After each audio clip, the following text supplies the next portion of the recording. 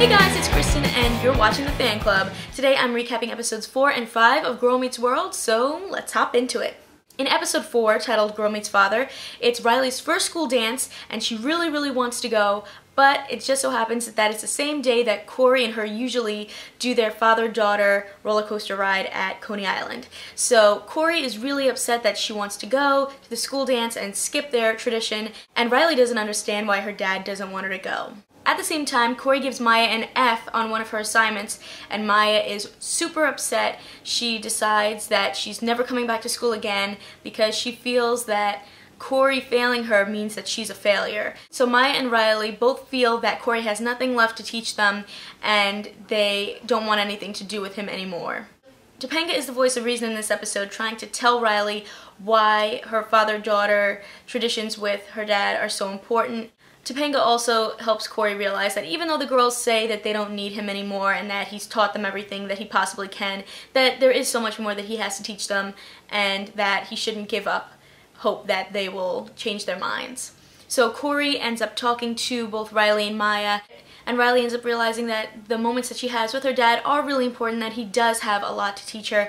And Maya, we learn so much more about Maya in this episode. Of course, she and Corey end up making amends, but we get to learn about how her dad's not around and how she doesn't think that she's smart and how, you know, she just feels like a failure, and then the fact that Corey gave her an F on a paper made her feel like that was really true. So Corey works together with her and, you know, is able to bring her grade up, and at the end, Riley does end up going to the school dance, but Corey is a chaperone and Maya is there too, and they make a new tradition where Corey invites the entire dance to do a father-daughter dance as the last song, and he dances with both Riley and Maya, and it was just a really sweet moment. I gotta be honest, I did get a little teary during this episode. It was just like so nice how Corey, you know, treats Maya like his daughter as well. So I thought that was really nice at the end that Corey decided to do a father-daughter dance with both of them because, you know, he is like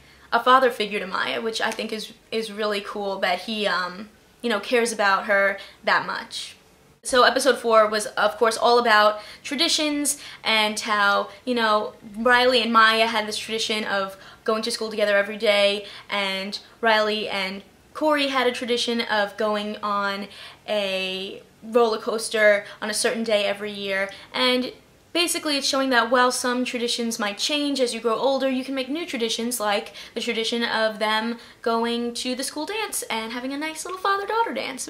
Episode 5 is Girl Meets Truth, and this one was a really good episode as well. I thought, you know, there is a lot of lessons in this one specifically about telling the truth and whether it's a good thing or a bad thing, and how sometimes, you know, you gotta, it's mixed. You don't really know if it's good or bad, and you just kind of got to do what you think is the right thing. This episode starts out at the school play, and Farkle basically ruins the whole play, but he thinks he did a great job, and Riley tells him he did even though he didn't, so that he wouldn't feel bad. And basically it starts a whole dialogue about telling the truth. It's one of the topics that Corey brings up in his class, and when Maya starts coming to school with a gold locket on, Riley doesn't believe her when she tells her where she got it from. So then there's a whole dialogue going on about why Riley lied to Farkle, but she keeps pushing Maya to tell her the truth and doesn't believe her. We learn again more about Maya in this episode, which I think that Sabrina Carpenter, who plays Maya,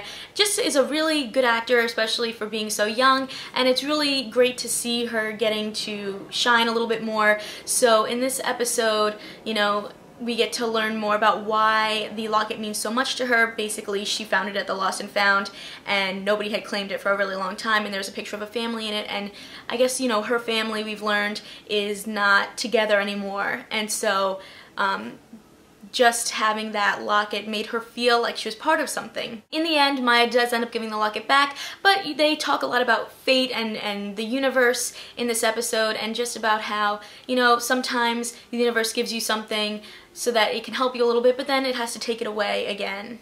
We also have a second storyline with Cory and Topanga, where Cory basically dissed Topanga's meal and she is not happy about it, and it kind of goes into the same story about telling the truth. Yes, Cory didn't like the meal Topanga made, But at the same time, she made a meal for him, which is really a nice thing to do, that, you know, she cooks for the family. Auggie ends up being the voice of reason in this episode for Cory. You know, Cory didn't like the chicken that Topanga made, and Auggie gives him some cold spaghetti and meatballs, and Cory's thankful for it, even though it's not that great because it's cold. And Augie's like, well, you see, why didn't you say that to Mom? You know, maybe you don't like it, but it's still nice that she made it. You know, saying the truth versus, like, you know, someone's doing something for you, even if you don't love it, you can still be thankful that, you know, the person thought about you. One thing I will say about this episode, though, is that Maya found the necklace in the Lost and Found. If nobody ever claimed it, I don't think it's a really big deal for her to take it. I mean, that's just my thoughts. I think if Maya had actually stolen the necklace, I could understand why Riley would be so pushy about it. I just think, you know, it's the Lost and Found. The person never came back to get it. That means she didn't want it. Obviously, in the end, the girl did want the necklace, but, you know, that was just something that I took away from it. I think maybe the story would have been a little bit stronger if maybe Maya had actually stolen the necklace. But again, this is, you know, the Disney Channel, so I don't know if maybe they're trying to stay away from that just because maybe they think it's going to be a little too much. I don't think it would have been. But, you know, that's not where they went with the story, so what can you do? I do think these episodes were really great. Episode 4 really, I think, was the best episode of the season so far. I really thought that it was really great to learn more about Maya and see how Cory kind of treats them both as his daughters. And that father-daughter dance was just like my heart. It was so cute. Alright, well, this has been episodes 4 and 5 of Girl Meets World. Thank you guys so much for watching. If you want to check out Girl Meets World, don't miss it on Fridays on the Disney Channel. Leave a comment below and let me know what you guys thought about episodes 4 and 5. I will leave my social media links in the description box below, as well as the links to my past Girl Meets World recaps, so make sure to check those out. And make sure to hit that subscribe button if you guys like my videos, because I come out with new ones every week. Alright, see ya!